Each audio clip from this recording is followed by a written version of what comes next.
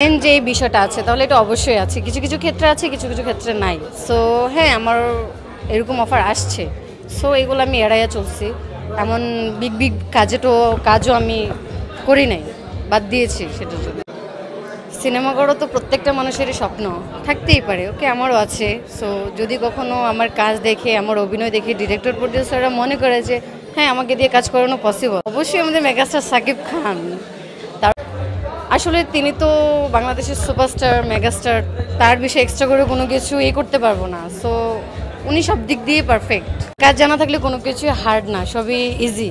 So আমার মনে হয় না যে, আমি যেহেতু টুকিটাকি ছোটোবেলা থেকে নৃত্য করি, তারপর থেকে ডান্স, ক্লাসিক নৃত্য, এগুলো সব কিছু আমার করা। সো আমি কোনো কিছু আমার কঠিন লাগে নাই। যখনই আমাকে যেটা দেওয়া হয়েছে ডিরেক্টর, যেটাতে মনে হয়েছে যে আমাকে দিয়ে হবে, সো আমি সেটাই খুব প্রপারলি করে যেতে পারছি।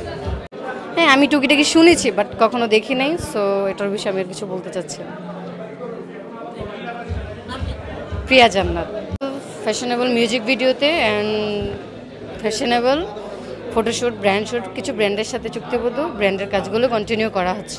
আসলে সেরকম কোনো বাধা পাই নাই। সো আমি শুরু থেকেই, যখন আমাকে আমার এক বড় ভাই এখানে নিয়ে এসেছে, সো উনি যখন আমাকে কিছু ডিরেক্টরের সাথে পরিচয় করিয়ে দিয়েছে, ওনারা কখনো আমাকে রিজেক্ট করে নাই। সো যে গানের জন্য আমাকে সিলেক্ট করা হয়েছে, ফার্স্ট অফ অল আমি সেই গানটাই করতে পেরেছি। সো তারপর থেকে আস্তে আস্তে আমার মিডিয়াতে আসা। হ্যাঁ, খুব ভালো ছিল, তবে একটু নার্ভাস ছিলাম, এই আর কি।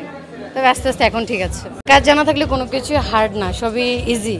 সো আমার মনে হয় না যে, আমি যেহেতু টুকিটাকি ছোটোবেলা থেকে নৃত্য করি, তারপর থেকে ডান্স, ক্লাসিক নৃত্য, এগুলো সব কিছু আমার করা। সো আমি কোনো কিছু আমার কঠিন লাগে নাই। যখনই আমাকে যেটা দেওয়া হয়েছে ডিরেক্টর, যেটাতে মনে হয়েছে যে আমাকে দিয়ে হবে, সো আমি সেটাই খুব প্রপারলি করে যেতে পারছি।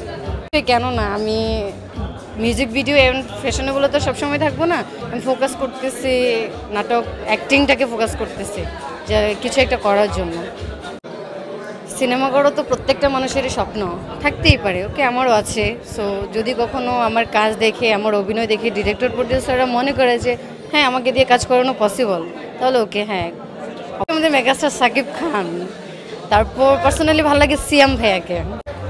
আসলে তিনি তো বাংলাদেশের সুপারস্টার, মেগাস্টার, তার বিষয়ে এক্সট্রা করে কোনো কিছু করতে পারবো না। সো উনি সব দিক দিয়ে পারফেক্ট। আর হচ্ছে আলহামদুলিল্লাহ যে আমি সেটার সম্মুখীন খুবই কম হয়েছি, বিকজ আমি কাজ করেছি খুবই বেছে বেছে। সো আমার মনে হয়েছে 10টা কাজ করাচ্ছে, একটা কাজ করা খুবই ভালো। সো আমার 10 জায়গায় পরিচিতি পাওয়ার দরকার নেই, আমি কোয়ালিটিফুল ভালো এক জায়গায় আমার একটা কাজ পরিচিতি পাক, তাতেই আমি খুশি। সো আমি সেটার সম্মুখীন খুবই কম হয়েছি। নতুন বছরে প্রত্যাশা করতেছি নিজেকে নতুন করে কোনো কিছু প্রেজেন্ট করার, এই আর কি। হ্যাঁ, আমি টুকিটাকি শুনেছি, বাট কখনো দেখি নাই। সো এটার বিষয়ে আমি আর কিছু বলতে চাচ্ছি না।